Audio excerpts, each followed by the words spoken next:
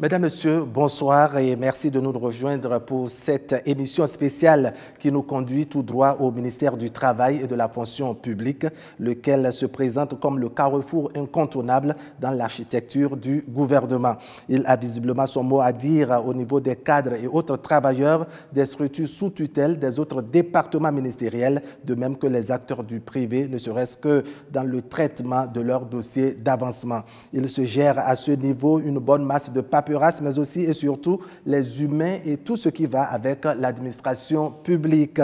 C'est donc le ministère des partenaires sociaux, toutes catégories confondues, ministère dans lequel beaucoup de choses ont bougé depuis 2016. Un vaste chantier entrepris par une dame de fer qui allie modernisation de l'administration publique au dialogue social, de même que l'amélioration des conditions de vie des travailleurs à la sécurité sociale, en passant bien entendu par la transparence dans l'organisation des concours, synonyme d'égalité d'accès aux emplois publics en République du Bénin. Dans cet entretien qui se veut donc le bilan de 8 années de gestion dans le domaine du travail et de la fonction publique, nous avons le plaisir de recevoir par ici la patronne de ce portefeuille ministériel, Madame Adidiatou Matisse. Madame la ministre, bonsoir. Bonsoir, Monsieur Alik Bara. Bienvenue sur ce plateau que je co-anime avec mon confrère de la radio nationale, Christian Gandio. Christian, bonsoir. Bonsoir, Rabali Para. Bonsoir, Madame la ministre. Bonsoir, Monsieur Gandio. Alors, Madame la ministre, comment se porte l'administration béninoise aujourd'hui?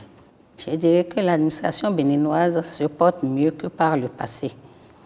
En effet, elle s'est engagée dans un processus de sa transformation, de sa modernisation pour devenir une véritable administration de développement.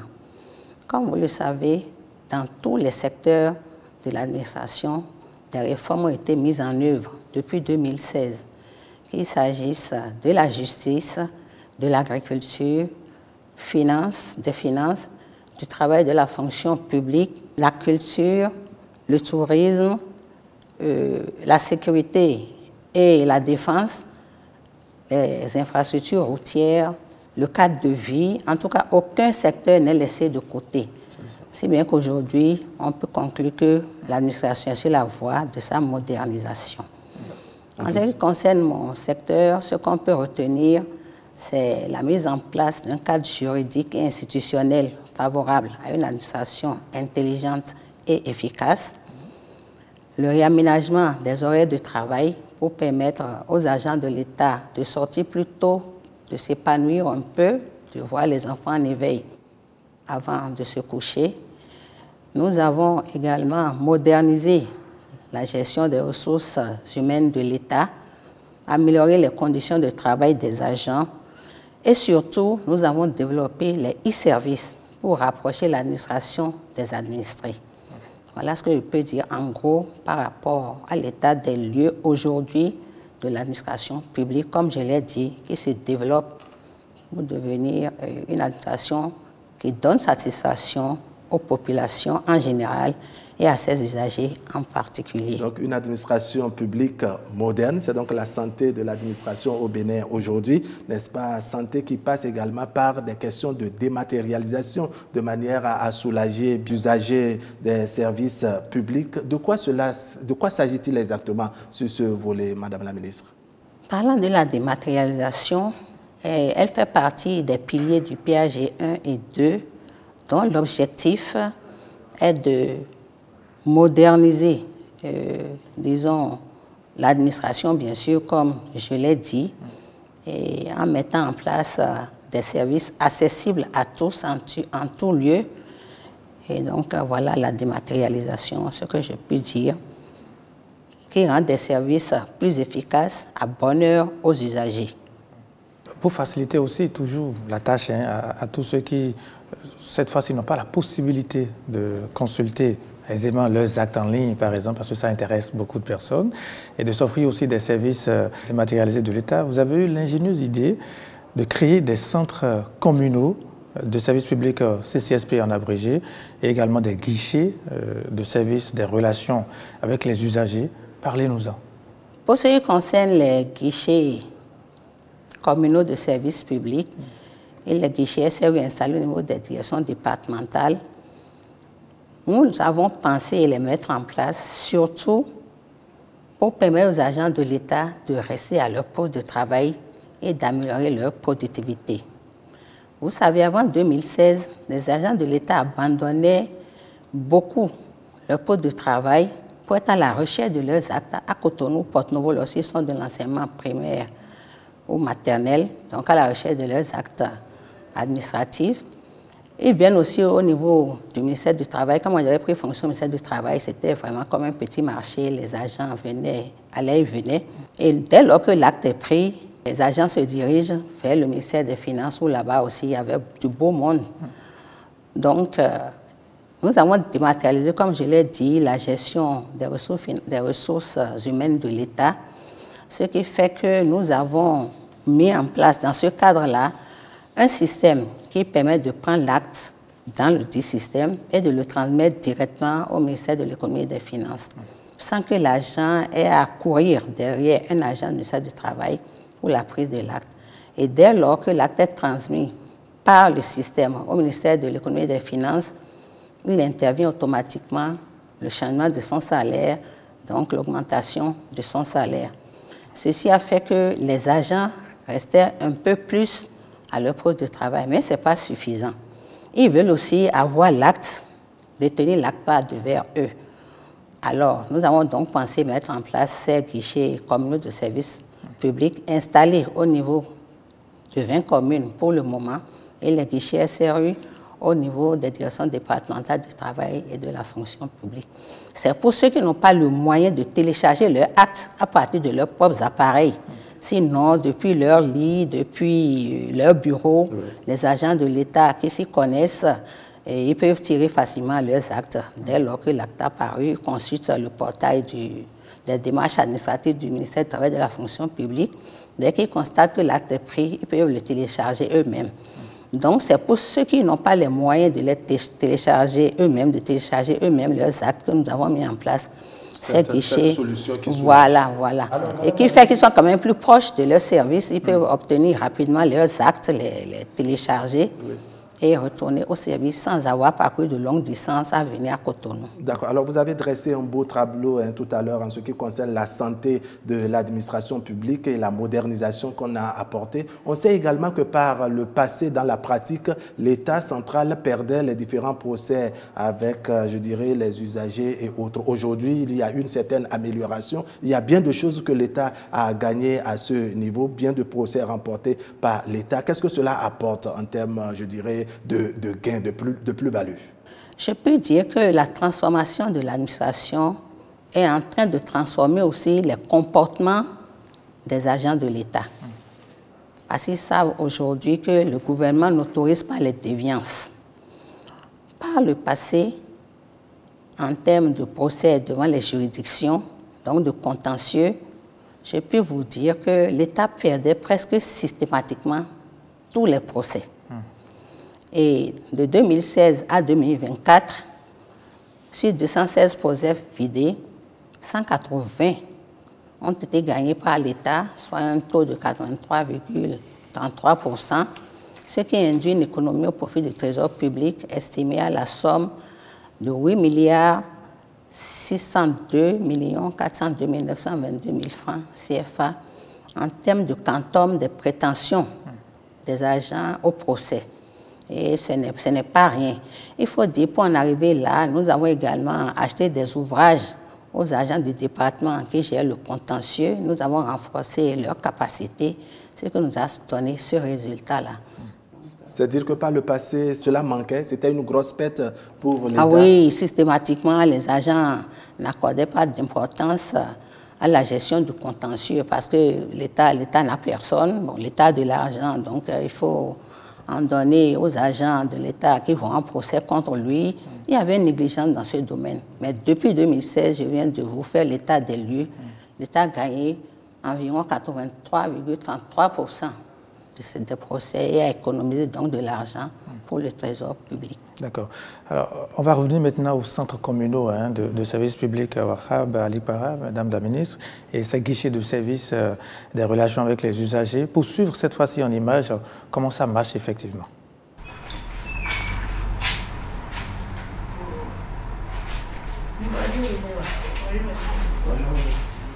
Les centres communaux de services publics, un des plus gros défis relevés par le ministère du Travail et de la fonction publique. Désormais, plus besoin de braver de longues distances pour bénéficier des services publics. Tout se rapproche de l'usager. Alada est une ville carrefour. Il y a les gens qui quittent Tofo, tout ça là, qui doivent quand même venir normalement bénéficier de ce centre. Vous savez, aujourd'hui, le numérique faisant le pas sur l'homme, tout ce qu'il faut faire, aller à Cotonou, dans les services, demander un service et faire le contournement de tout un bureau qui va revenir demain matin et tout, on le fait en un clic. Et ce qui est bien ici dans ce centre est que quand vous relayez l'information est allée droit à qui de droit. Et lui, derrière, il a une obligation de réponse. À Kovet, le dispositif est aussi présent pour satisfaire les populations du zoo. Ce qui fait d'ailleurs la joie des usagers clients.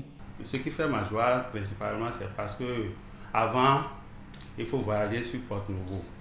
Et arriver là-bas, tu passes de bureau en bureau, tu peux faire au moins 3 à 4 déplacements. Or, c'est des déplacements à risque. Tu vas quitter Zayando pour aller à Porte-Nouveau. Avec l'avènement des centres communaux de services publics, vraiment, ça nous allège profondément la tâche et nous sommes vraiment contents. Du nord au sud, en passant par le centre, chaque citoyen peut désormais se rendre dans un centre communal le plus proche pour s'offrir des services de l'administration publique. C'est un dispositif qui est composé d'un écran de diffusion pour l'accès à l'information sur toutes les diligences que l'administration publique met en œuvre pour faciliter la vie à l'administré. Nous avons une bande tactile connectée qui est mise à la disposition des usagers clients, des citoyens pour pouvoir solliciter toute l'offre de services publics mise en ligne par l'administration publique. Vous avez un point focal titulaire, un point focal suppléant qui se relaie pour accueillir, orienter, assister l'usager. Il faut dire que ce dispositif, pour garantir la continuité de service, repose sur un champ solaire photovoltaïque qui donne à chacun de ces centres communaux de services publics une autonomie complète, indépendamment du site qui l'héberge. Un dispositif fiable qui garantit non seulement une satisfaction absolue à l'usager, mais qui réduit surtout les risques liés à la sécurité routière.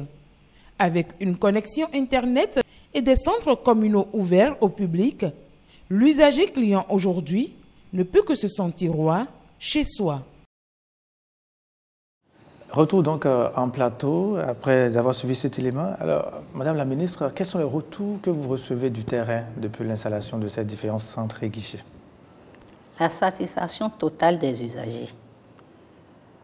Il y en a même qui disent, désormais nous sommes en France. Je dis non, nous sommes au Bénin. Parce qu'ils ne s'imaginaient pas que de sitôt ils pouvaient disposer de tels services dématérialisés dans leur pays. Aujourd'hui, je me dis, mais on ne peut pas supprimer ces centres communaux de services publics. Je peux dire que durant le dernier trimestre de l'année 2023, il y avait 600 visites dans nos 20 centres communaux avec un taux de satisfaction de 75%. Et au cours du premier trimestre 2024, donc de janvier à mars 2024, 1250 visites de nos centres communaux de services publics. Ce qui veut dire que de plus en plus, ces centres sont connus des usagers de l'administration et voilà, qui les fréquentent à leur satisfaction.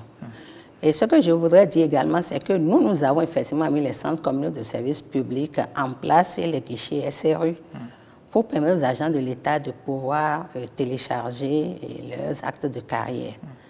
Mais très tôt, il s'est révélé qu'il n'y a pas que le téléchargement des actes de carrière que peuvent offrir ces centres communaux de services publics et les guichets SRU. Donc, les usagers de l'administration ont commencé par exiger de bénéficier de tous les services qui sont sur le portail national des services publics. Donc, aujourd'hui, ils bénéficient de la totalité des services qui sont sur le portail national des services publics. Il y a un dépassement de fonction. Oui, allez, il y a une certaine proximité, n'est-ce pas? Oui, le paiement des factures, le paiement des factures, en tout cas beaucoup de choses que l'on peut obtenir. On va faire un pas en avant maintenant pour le paiement des droits d'examen, de concours, beaucoup de choses. En tout cas, tout ce qui est sur le portail D'accord. Alors, Madame la ministre, vous permettez maintenant qu'on fasse un pas en avant, n'est-ce pas, pour évoquer la question d'égalité d'accès aux emplois publics au Bénin. Parler donc des questions de concours. L'année de référence, c'est 2016, où à l'arrivée du régime en exercice, on a annulé un certain nombre de concours qualifiés de frauduleux. C'est vrai que ça avait fait grand bruit en son temps. On est curieux de savoir aujourd'hui qu'est-ce qui a changé sur cet aspect. 8 ans de gestion, que diront les populations des concours organisés désormais en République du Bénin? Avant 2016, comme vous le savez, l'organisation des concours de recrutement de la fonction publique était une catastrophe. Tout le monde se souvient de cette époque vraiment regrettable, où ce sont ceux qui ont des parrains politiques ou ceux qui usent par voie de corruption peuvent réussir à un concours de recrutement à la fonction publique. Et l'une des premières mesures prises par le gouvernement dès 2016 est de mettre fin au concours frauduleux. Comme vous l'avez dit, nous en avons même annulé parce qu'il y a eu tellement de contestations, de réclamations, et nous avons mis en place une commission d'enquête qui a fini par conclure qu'il faut annuler ces concours-là, vraiment, pour sauver la face de notre nation. Donc, depuis 2016, également, il faut dire avant 2016, la proclamation des résultats des concours, disons, se faisait sur un délai moyen de 6 mois parce que les feuilles de délibération passaient de service en service de bureau en bureau, étaient corrigées, ajoutées, retirées, etc. des noms. Et depuis, disons que c'est l'égal accès à la fonction publique de tous les citoyens du Bénin. Ils n'ont pas besoin d'un parrain politique, ils n'ont pas besoin de dépenser de l'argent pour réussir. Le seul critère pour réussir, c'est de travailler, de faire partie des meilleurs. Même si vous êtes dans une zone très reculée, personne ne vous connaît. On n'a pas besoin de parrainage. Pas besoin de parrainage du tout. Pas besoin de parrainage. Égalité des chances. Égalité des chances. Donc, c'est bien cela depuis 2016. Et le ministre du Travail et de la fonction que je suis ne s'ingère pas dans la correction des copies, ni même les travaux, ni dans les travaux de délibération. Et j'ai ici quelques feuilles de délibération. Après la délibération, tous les membres donc, du jury signent les fiches de délibération. Cela les engage. Et c'est après la délibération qu'on me fait appel que tout est prêt et je vais sur les lieux pour proclamer les résultats. En résumé, il est difficile pour ce bon nombre, n'est-ce pas, qui apposent leur signature sur ces feuilles, n'est-ce pas, de s'entendre pour tricher. On vient de chercher à faire plaisir au ministre du Travail et de la fonction publique, à un autre haut fonctionnaire, pour glisser un nom sur comment on appelle, sur le relevé de délibération. Non, ça relève d'un passé. Je voudrais dire qu'un pays qui se respecte ne doit pas organiser des concours frauduleux. Et notre pays non seulement se respecte, mais est de plus en plus respecté aujourd'hui de par le monde. Donc, désormais, les concours frauduleux dans notre pays relèvent du passé. Alors, en termes de statistiques, Madame la ministre, à combien peut-on évaluer les recrutements effectués au profit de l'administration publique depuis 2016? Je voudrais compléter que le délai moyen de proclamation des résultats de 6 mois, nous sommes passés depuis à 15 jours. 15 jours après la composition, les résultats sont proclamés. Et nous travaillons à réduire ce délai à 10 jours d'ici mai 2025. D'accord. Voilà. Ce nombre de jours suffit? Oui, ça suffit. Vous ne brûlez pas des étapes? Non. On est bien organisé. Il y a un système performant, un système informatique performant qui est mis en place et qui fait le travail. Et voilà. Et dans ce système-là, lorsque quelqu'un va toucher quelque chose, l'écriture sort en jaune. Donc, on sait qu'il y a quelque chose. Donc, personne même n'ose aller le faire. Et puis, mes agents sont mis en garde de ne pas chercher à tricher.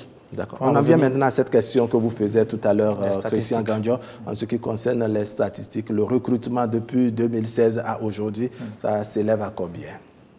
Depuis 2016, le gouvernement a organisé donc de nombreux concours et recruté à ce jour 56 199 agents, parmi lesquels 22 138 fonctionnaires et contractuels de l'État, tous secteurs confondus, et 34 061 aspirants au métier du primaire et du secondaire que nous appelons généralement les AME, dont le reversement en agent contractuel de l'État est déjà décidé et les modalités pour y parvenir sont en cours de définition. Mieux, il y a encore dans le pipeline un recrutement de 2742 autres agents avant la fin de l'année, dont 1500 agents pour la police, 796 pour la santé, 300 pour la douane et le trésor public et 100 greffiers pour le ministère de la Justice. Et je peux dire et rassurer les parents d'élèves, les parents des agents désireux de concourir, qu'il suffit que leurs enfants travaillent et fassent partie des premiers, ils vont réussir. Personne n'est favorisé dans ce processus-là. D'accord. Tout le monde est traité à la même enseigne. D'accord. Sur le même pied d'égalité. Travaillez et vous avez vos entrées à la fonction publique. D'accord. Alors, vous permettez qu'on jette un coup d'œil sur ce visuel, n'est-ce pas, qui retrace ce que dit Madame la ministre. C'est toute catégorie confondue, qu'il s'agisse des personnes en situation de handicap et bien d'autres. Il suffit juste de concourir et bien les résultats sont proclamés, je dirais, à la hauteur de l'effort fourni par les uns et les autres. C'est bien ça. En dehors des nombreux efforts fournis déjà dans le cadre de l'organisation et du traitement des concours, une plateforme des concours bientôt disponible pour tous les candidats et ceux dans tous les secteurs. Lorsqu'on lance les concours, tout le monde rue vers le même point pour pouvoir déposer le dossier. On assiste même à beaucoup de files d'attente. Et pour réduire cette file d'attente, cette plateforme leur permet désormais, depuis leur maison, depuis leur lit, de pouvoir postuler à un concours. Il suffit de pouvoir s'inscrire sur la plateforme qui est en cours d'expérimentation. Une fois que tu t'inscris, que tu as un compte sur la plateforme, tu as tout le temps pour apprêter ton dossier. Et là, tu attends qu'on lance un concours. Lorsqu'on lance un concours aussi, c'est ceux qui ont déjà un compte sur cette plateforme qui ont la primeur de l'information parce qu'ils ont l'information déjà dans leur mail. Les mails étant déjà connectés au smartphone que nous avons en main aujourd'hui, tu as la possibilité d'avoir l'information sans rechercher outre mesure. Avec la plateforme, le diplômé a l'information en temps réel et peut se positionner pour saisir les opportunités qui s'offrent à lui. Voici le parcours d'un usager sur la plateforme. Il crée son compte à travers un email accessible, il renseigne son nom et son prénom, son mot de passe et il reçoit une notification mail. Dans le second élément, c'est-à-dire la seconde étape de son parcours sur la plateforme, il aura à mettre à jour son espace, c'est-à-dire le compte qu'il avait utilisé, il va s'identifier avec. Il va renseigner ses données personnelles, nom, prénom, tout diplôme, tout ce dont il a besoin et après il pourra suivre. Pour candidater, il y a des concours qui sont lancés avec des descriptifs, donc il choisit son concours et constitue son dossier numérique. Après ça, il aura le récapitulatif de sa candidature avant de passer à l'étape de postulation. À l'étape de postulation, il aura le résumé de sa candidature. Il va payer sa quittance en ligne avant de soumettre la candidature. Il faut noter que lorsque nous payons la quittance, la candidature n'est pas encore soumise. Il faut soumettre maintenant la candidature et recevoir une notification par mail pour s'assurer que nous sommes inscrits. Les personnes vivant avec un handicap ont désormais le même traitement que tout autre candidat. On en vient pour preuve le dernier concours organisé au Bénin au profit du système judiciaire. J'ai récemment été reçu au concours organisé par le ministère de la Justice. S'il y a eu de différence entre les personnes porteuses de handicap ou non, il n'y en a eu aucune. Tout le monde a été interrogé de la même façon, sur les mêmes bases. Je ne peux que donner l'exemple de ce dernier concours de la justice qui a déjà intégré 9 de personnes handicapées, bien que le quota soit à 5. Et ça a été toute une joie pour nous parce que c'est la première fois au Bénin que de tels concours se passent officiellement.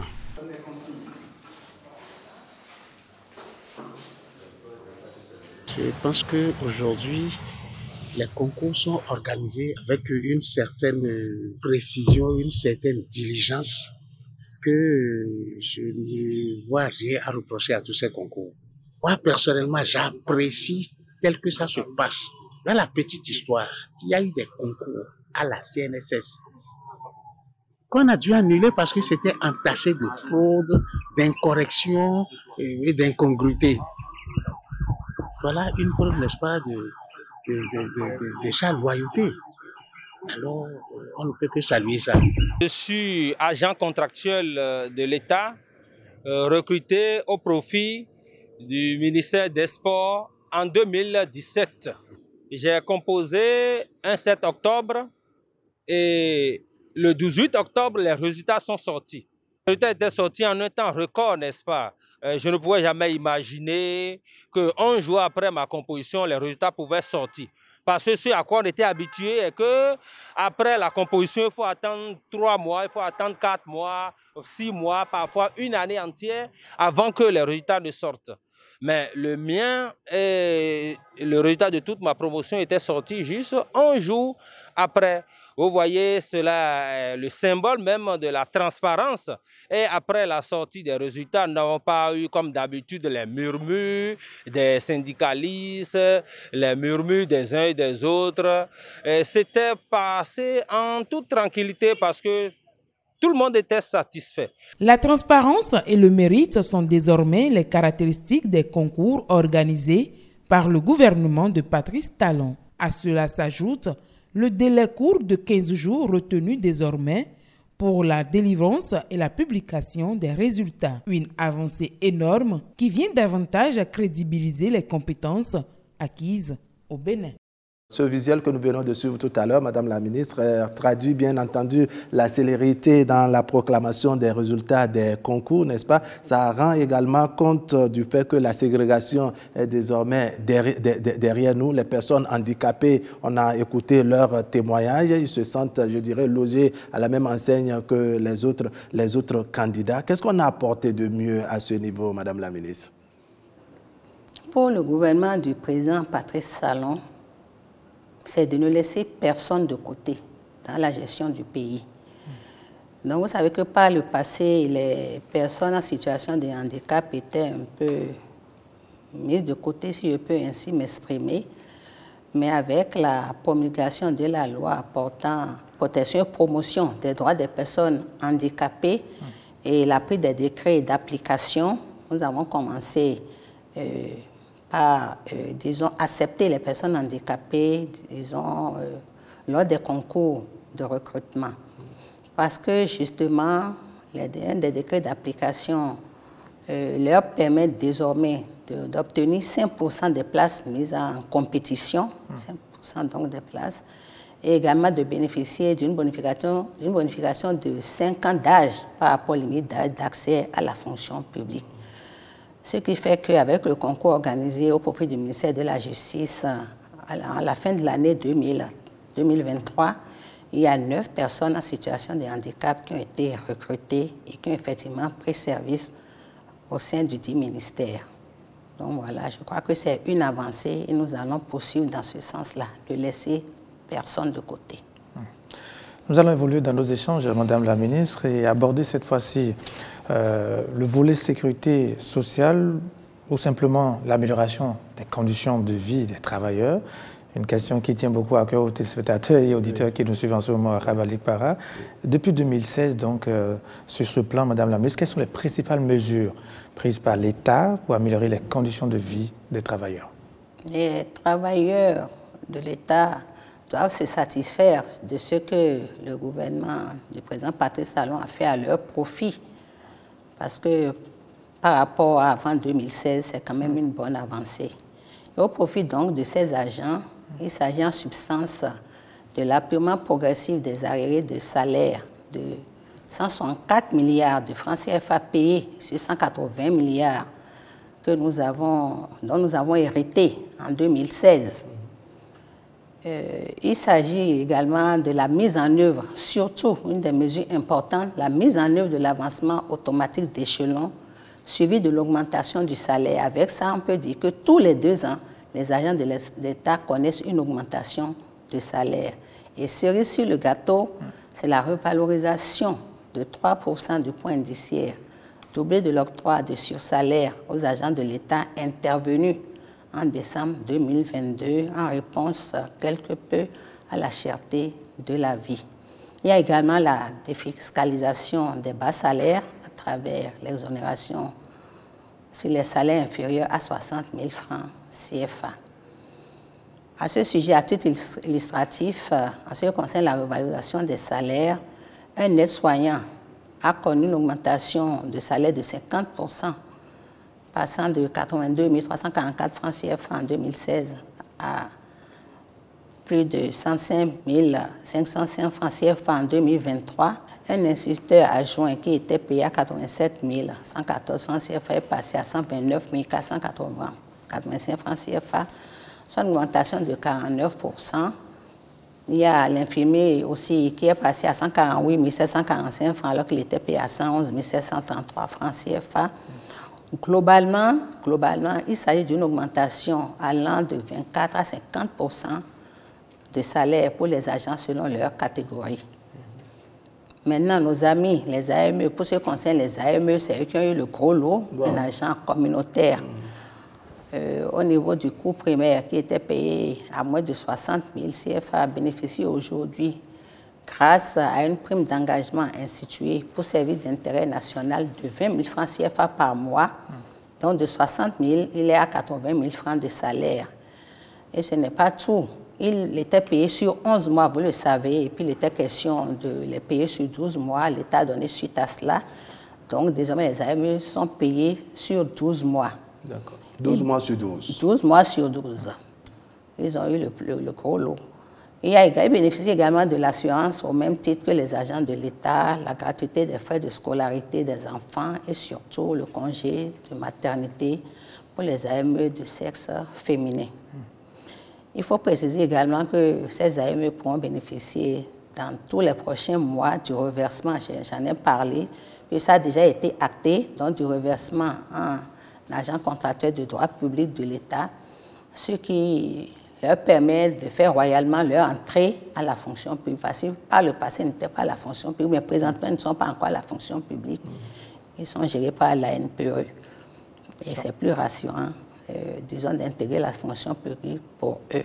D'accord. Alors, on va s'interroger, n'est-ce pas, combien de travailleurs et bien de personnes qui nous suivent. Est-ce qu'aujourd'hui, les travailleurs béninois sont satisfaits des différents efforts consentis par l'État central, n'est-ce pas, l'État central qui a, je dirais, son bras opérationnel au niveau du ministère de la fonction publique dont vous avez la charge. On jette un coup d'œil sur ce visuel. Le gouvernement a annoncé une amélioration des conditions de vie des travailleurs. Cette promesse est devenue réalité depuis quelques mois. Vraiment, j'ai une augmentation de salaire, j'ai une promotion. Je suis fier de ça. Il y a un effort qui a été fait dans le cadre de la promesse qui a été faite et elle a été tenue. Donc c'est le moment de remercier le gouvernement pour ce qui a été fait. Pendant longtemps, les AME ont toujours déploré leurs conditions de vie précaires, dérisoires. Le lundi 18 mars 2024, il nous a été fait le point de ce qu'il a décroché et nous avons été par la même occasion rassurés quant au reste comme étant un acquis. Réconfortés dans ses efforts et surtout plus motivés à donner le meilleur rendement. Ce n'est que le début d'une série d'actions engagées. Il faut dire que le gouvernement travaille beaucoup plus à rendre la vie facile aux travailleurs, tant du secteur privé que du secteur public. Aujourd'hui, nous avons des avancements automatiques qui se font et qui permettent aux agents, lorsqu'ils ont un avancement d'échelon ou de grade, de constater le changement automatiquement.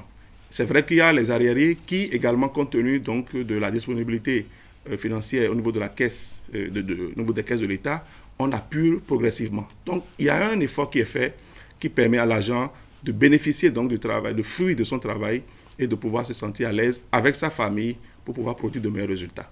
Quant au dialogue social, l'heure est beaucoup plus à l'écoute et à la recherche de solutions. Il y avait beaucoup de mouvements de grève qui paralysaient beaucoup plus l'économie et qui ne permettaient pas d'aller de l'avant. Et donc nous avons travaillé, le gouvernement a travaillé à faire en sorte qu'il y ait cette négociation tripartite, on va dire, de façon régulière. Du point de vue également du dialogue, ça a permis réellement de règlement de beaucoup de revendications qui n'ont pas besoin donc qu'on puisse aller en grève avant de pouvoir les satisfaire. Désormais, chaque travailleur béninois peut jouir de ses droits en toute quiétude tant que ses devoirs sont respectés. Alors, Madame la ministre, on est curieux de savoir qu'est-ce qui est prévu, n'est-ce pas, pour le secteur privé. Qu'en est-il exactement à ce niveau? Pour le secteur privé, ce qui a été fait lors de l'augmentation des salaires des agents de l'État, c'était de négocier avec le patronat pour la revalorisation du SMIC, qui était de 40 000 francs et qui a été porté depuis lors à 52 000 francs CFA, soit une augmentation de 30%, ce qui n'est pas négligeable. Souvent, les travailleurs du secteur privé parlent de la hiérarchisation des salaires, c'est-à-dire après l'augmentation du SMIC, il y a les salaires qui sont au-dessus du SMIC, ils demandent qu'on hiérarchise les salaires. Cela se faisait par le passé. Mais le constat, c'est que une fois que la décision est prise de procéder à la hiérarchisation des salaires, même l'entreprise ou la société qui est en difficulté est obligée de le faire. Si l'employeur ne le fait pas, les employeurs lui font beaucoup de difficultés. Aujourd'hui, dans la sous-région ouest-africaine et même au-delà, après la revalorisation du SMIC, on ne parle plus, on n'exige plus la hiérarchisation des salaires. Mais le gouvernement demande au patronat de veiller à ce que les entreprises, en tout cas la partie du secteur privé qui dispose de ressources pour procéder à la hiérarchisation des salaires, le fasse. Et aujourd'hui, je crois qu'au niveau du secteur bancaire, c'est déjà une réalité. Voilà, les autres aussi vont le faire. Nous travaillons avec le patronat pour que les agents ne soient pas laissés pour compte dès lors que les moyens existent au niveau de l'entreprise, de la société, qu'on procède à la hiérarchisation des salaires. Mais on ne l'exige plus. Sinon, nous allons tuer les petits entreprises. Alors, les travailleurs du privé, n'est-ce pas, estiment que le gouvernement n'est pas beaucoup trop métallique en direction, n'est-ce pas, des employeurs, surtout du privé, surtout en direction du patronat. On les caresse trop dans le sens du poil. Non, c'est ça que j'ai expliqué. Si l'entreprise n'a pas les moyens de procéder à la hiérarchisation des salaires et le gouvernement prend la décision, comment va se débrouiller cette entreprise ou cette société? C'est ça. Mais en même temps, nous regardons de près afin que les employeurs qui en ont les moyens le fassent. Au niveau, comme j'ai dit, au niveau de tout le secteur bancaire, c'est une réalité aujourd'hui. Au niveau certainement d'autres secteurs, c'est une réalité, mais on ne peut pas, disons, l'imposer, parce que tout le monde n'a pas les mêmes moyens, tout le monde ne vit pas la même situation financière au niveau de son entreprise, de sa société. Donc, on compte beaucoup plus sur la bonne foi des employeurs. Oui, avec le concours du patronat avec qui nous discutons, nous échangeons de temps à autre. D'accord. Alors, le gouvernement a procédé, Madame la ministre, à l'augmentation des pensions au profit des retraités. C'était d'abord en 2017, et puis en 2022. Que retenir de ces différentes augmentations? Comme vous l'avez dit, effectivement, dès le 1er janvier 2017, le gouvernement a procédé à l'augmentation des pensions de l'ordre de 25%. Et à la suite de la revalorisation des salaires des agents de l'État intervenue en décembre 2022, il a été procédé à la revalorisation des pensions de retraite de 2,4%. Pourquoi 2,4%? C'est que la pension représente au maximum 80% du salaire lorsqu'il était en activité. Sa pension, c'est 80% au maximum. Lorsque vous prenez le taux de revalorisation du salaire de 3% fois 80%, ça fait 2,4%. Donc c'est cela, c'est la même chose, sauf qu'à cause de la proportion que représente la pension par rapport au salaire, ça fait 2,4%. D'accord. Alors, le volet social est allé en direction des retraités, comme vous le soulignez, et il y a un travail qui est fait, n'est-ce pas, en ce qui concerne la réduction au maximum du délai, n'est-ce pas, à faire dans le traitement des dossiers de ces retraités avant qu'ils ne bénéficient de leur pension de retraite. Qu'est-ce qui est fait exactement, Madame la ministre? Merci beaucoup.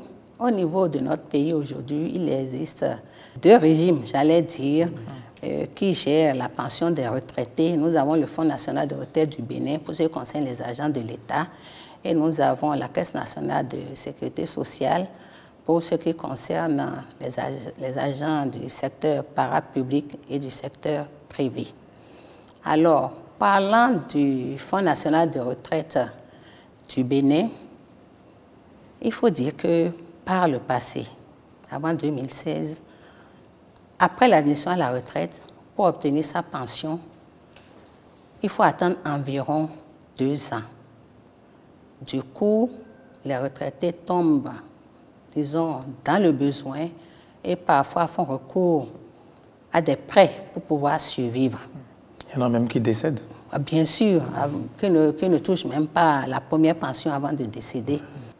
Il faut dire également, pour bénéficier de la pension, l'agent de l'État admis à la retraite doit produire 31 pièces. Parfois, il ne les trouve pas et il continue d'attendre. Or, la plupart des pièces demandées sont produites par la fonction publique.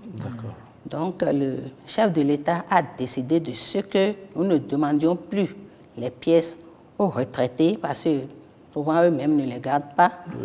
Et ensuite, de réduire le délai de paiement de la première pension aux retraités. Nous y avons travaillé et depuis 2020, le retraité touche, j'allais dire, immédiatement sa pension. C'est-à-dire, lorsque l'agent de l'État est venu à la retraite le 1er janvier d'une année, on met fin au mandatement de son salaire. Donc, il n'a plus de salaire. 1er janvier. D'accord. Et le 1er février, il touche sa première pension, désormais. Ce qui veut dire qu'il passe de la situation d'agent de l'État à la situation de retraité sans interruption de revenus. En résumé, il passe de salaire à la pension. À la pension, exactement. C'est bien cela. Ça, c'est en ce qui concerne le Fonds national de retraite du Bénin. Au niveau de la Caisse nationale de sécurité sociale, il y a beaucoup de travail qui a été fait et qui se poursuit. Le délai moyen de paiement de la première pension était de 9 mois environ. Aujourd'hui, c'est de 3 mois. Mais comme je l'ai dit, la CNSS continue de travailler pour payer les pensions dans les mêmes délais que le Fonds national de retraite du Bénin. Donc, qu'il n'y ait pas d'espacement entre la fin du mandatement du salaire et la perception donc, des pensions. Voilà.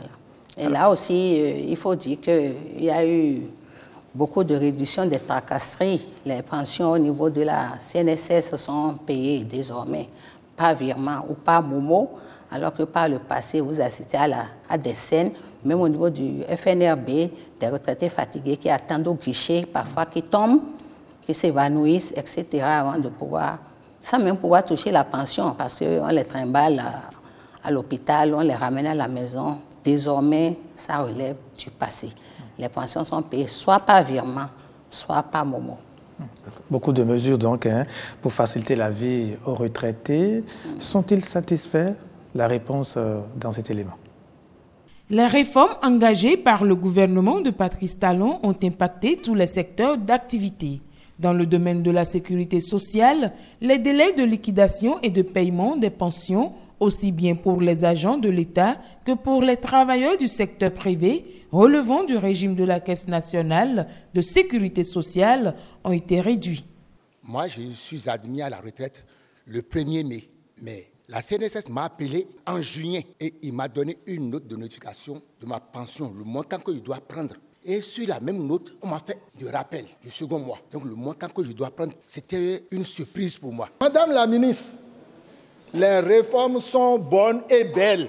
Je dis bien que les réformes sont belles et bonnes. Du moment où moi, Zanou Lucien Viro, j'ai reçu mon livret, il y a 3 jours, on m'a appelé le vendredi de venir au ministère avec 3 photos. Je suis allé au ministère des Finances le lundi à 8h45, mais je suis debout là quand on m'a remis mon livret. J'étais à la maison, un jour on m'a appelé que le lendemain de se présenter à la caisse.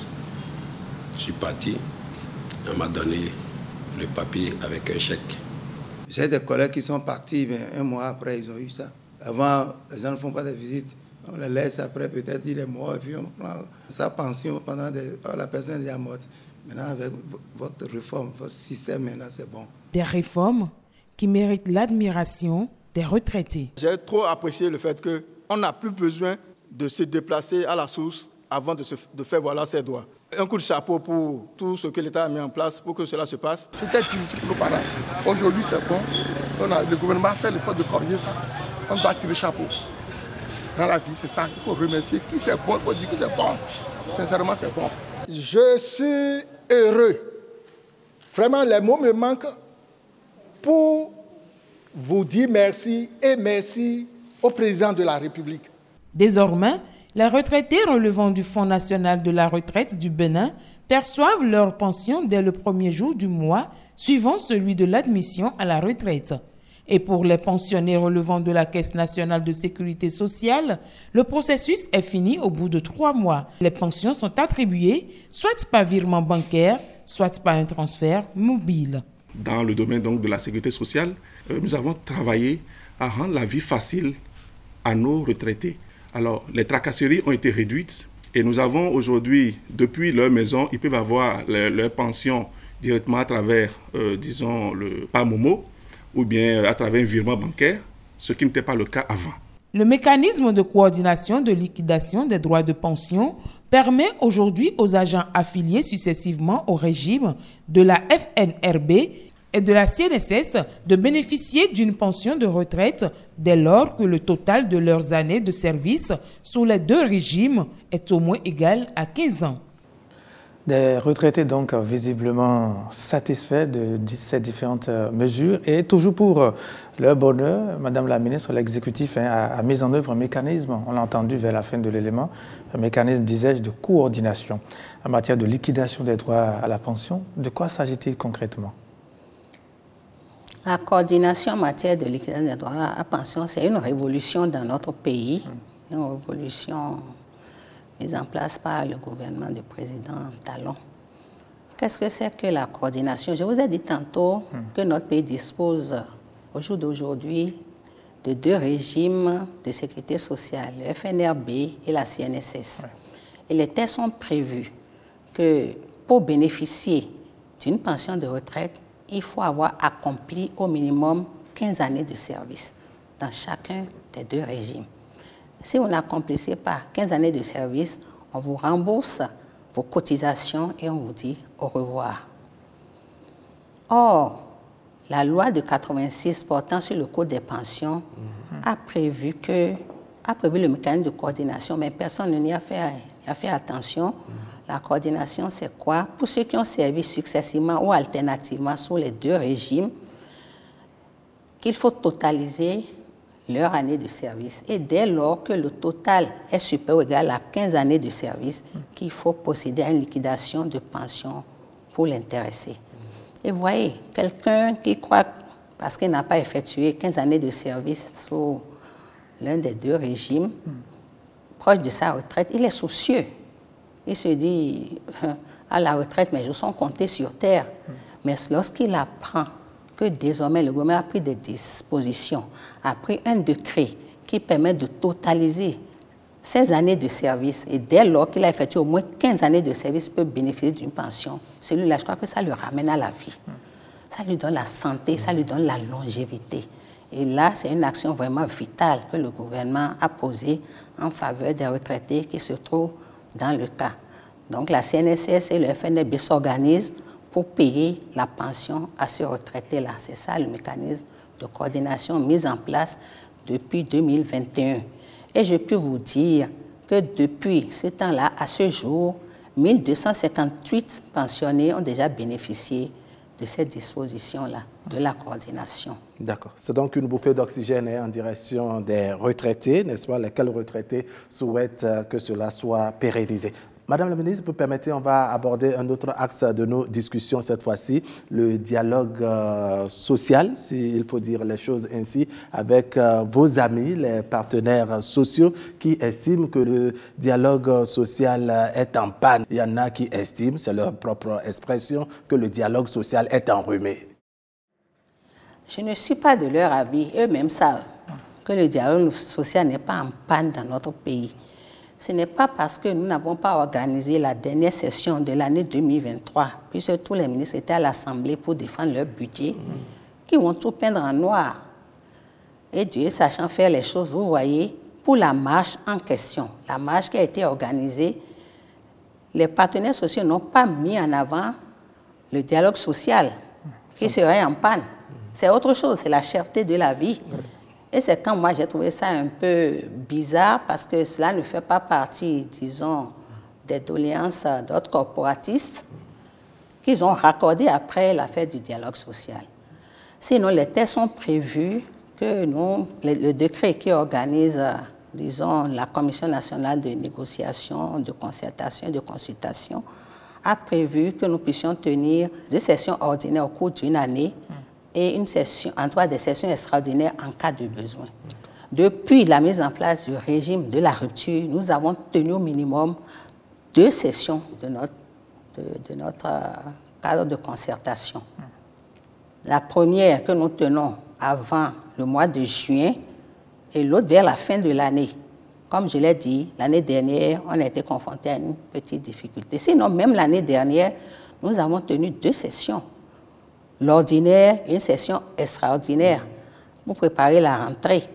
Et lors de ces sessions extraordinaires, les doléances aussi sont abordées en questions diverses. Nous avons travaillé, même le savent. Et je vais vous dire, lorsqu'ils disent que le dialogue social est relevé au calendrier grec, nous n'avons pas pu organiser la seconde session de l'année. Oui. Mais ce n'est pas pour autant que le gouvernement a croisé les bras. Comme une épouse qui fait plaisir à son conjoint, nous avons continué, les services ont continué à travailler sur les doléances. Par exemple, nous avons procédé au reversement de 8 353 enseignants ACDP pendant la période. Ils sont admis à l'évaluation diagnostique. La correction de la disparité salariale au profit de 4 805 agents contracteurs de droit public de la branche paramédicale. Le reversement en agents contracteurs de droit public de 573 agents occasionnels qui étaient restés au service de l'administration avant 2008 et qui n'avaient pas le contrat de travail. Ainsi de suite. Nous avons beaucoup travaillé. C'est au cours de la même période que le gouvernement a décidé de l'amélioration des conditions de vie des AME. On n'a pas croisé les bras et ils le savent. Et ils savent aussi qu'on était en train de préparer la première session de l'année. Qui a eu lieu? Oui, qui s'est tenue. Et puis, bon, ça s'est bien tenu. Eux-mêmes savent. Ça s'est bien tenu au début. Bon, ils ont fustigé un peu les incidents qu'il y a eu lors de la marche. Il y a eu des déclarations. Oui, mais ça s'est bien tenu comme à l'accoutumée. Mais vous n'êtes pas venu à harmoniser les choses? Bien sûr, comme toujours. Bon, je ne sais pas la marche, bon, c'est venu comme ça, comme des cheveux sur la soupe, mais je crois que tout est rentré dans l'ordre. Mais le dialogue social n'est pas en panne. Je dis non. Et de mon point de vue, ce n'est pas vrai. On vous a écouté dans votre développement depuis le début. On a senti qu'il y a eu bien d'actions salutaires à l'endroit des travailleurs et des retraités, mais le travail n'est pas encore fini. Il y a sans doute assez de chantiers, n'est-ce pas, à exécuter. De quoi s'agit-il? Il reste quoi? Nous avons beaucoup fait, mais nous devons, disons, consolider les acquis. Nous devons travailler à donner une meilleure satisfaction aux usagers de l'administration. On y réfléchit toujours. Vous avez vu, par exemple, nous voulons mettre en place une plateforme de concours où les inscriptions seront en ligne. Et ce n'est pas une plateforme simple, c'est une plateforme, comme l'a expliqué mon collaborateur, qui permet à tout agent de l'État qui veut, disons, concourir, d'aller déjà s'inscrire, avoir un compte sur la plateforme. Dès lors qu'un concours organisé, il a la première de l'information, etc., jusqu'à la fin. Les perspectives aussi en matière de concours, comme je l'annonçais, c'est de réduire le délai à 10 jours d'ici quelques mois. Donc voilà, et cela est bien possible. La dématérialisation va poursuivre son petit bonhomme de chemin et la mise en place de beaucoup d'e-services également va être une réalité. Et nous travaillons donc pour faire de l'administration, à l'instar de tous les autres départements ministériels, une administration de développement. Une administration moderne au service des populations, une administration qui met les cadres dans de bonnes conditions de vie et de travail, une administration qui donne surtout les mêmes chances à tous les citoyens voulant entrer à la fonction publique, une administration enfin qui promeut davantage le climat des affaires et le dialogue social. C'est ce que le gouvernement s'évertue à obtenir depuis 2016. Où en est-on 8 ans après et quelles sont les perspectives? Vous savez tout désormais grâce à l'éclairage de Adidiatou Alaï Matisse, patronne du travail et de la fonction publique au Bénin. Madame la ministre, merci beaucoup. Merci à tous pour l'attention et à très bientôt.